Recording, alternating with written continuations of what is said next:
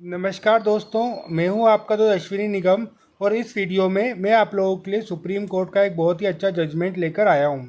दोस्तों, यह पूरा जजमेंट है कर्नाटक कोषागार निदेशक बनाम सौम्या श्री के मामले का, जिसमें जस्टिस एम आर शाह और अनिरुद्ध बोस ने अपना जजमेंट दिया है।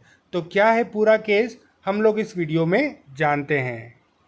तो दोस्तों, यह पूरा केस है। इसमें प्रश्न उठता है कि माता पिता की मृत्यु के बाद तुरंत बाद यदि बेटी का तलाक हो जाता है तो वह क्या अनुकंपा नियुक्ति की दावेदारी कर सकती है। तो इस प्रश्न का उत्तर जो है सुप्रीम कोर्ट ने दिया है। तो दोस्तों, नियम क्या कहता है? नियम कहता है कि केवल अविवाहित बेटी, विधवा बेटी जो मृतक महिला सरकारी कर्मचारी की मृत्यु के वक्त उस पर निर्भर हो, उसके साथ रह रही हो, और उसी केस में ही वो अनुकंपा नियुक्ति की दावेदारी कर सकती है। अब दोस्तों, नियम तो ये कहता है कि जो अनमेरिड डॉटर है या अनमेरिड सन है और अगर उसकी विधवा बेटी है, तो यदि वो उसके साथ रह रही हो और उसी पर निर्भर होगी तो ही जो है वो अनुकंपा नियुक्ति के लिए दावेदारी कर सकती है। किंतु उपरोक्त केस में ऐसा नहीं था। उपरोक्त केस में ऐसा था कि किसी सरकारी कर्मचारी की मृत्यु के तुरंत बाद यदि कोई जो डिपेंडेंट डॉटर है, जो डॉटर है वो अनुकंपा नियुक्ति चाहती है, तो इस उस केस में जो है वो अनुकंपा नियुक्ति की हकदार नहीं होगी।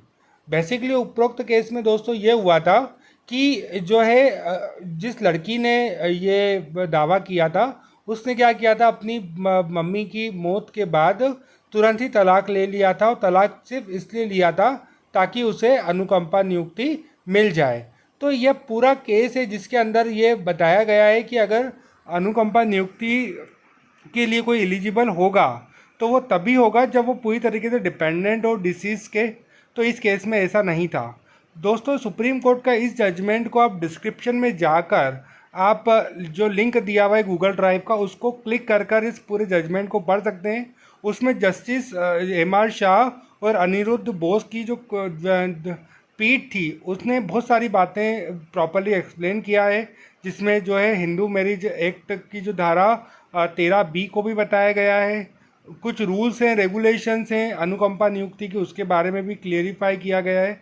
तो बहुत ही अच्छा जजमेंट है जिसमें यह साफ साफ कहा गया है कि यदि कोई व्यक्ति केवल इसलिए म्यूचुअल कंसेंट से डिवोर्स ले रहा है कि उसे अनुकंपा नियुक्ति मिल जाएगी अपनी मम्मी की या पापा की, तो यह बात सही भी नहीं है।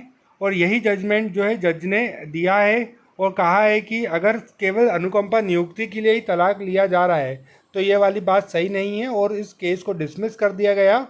और इस पूरी केस का डिस्क्रिप्शन जो है बॉक्स में आप लोग इस जजमेंट को पढ़ भी सकते हैं। होप दोस्तों आपको मेरा यह वीडियो पसंद आया होगा। Thank you for watching this video.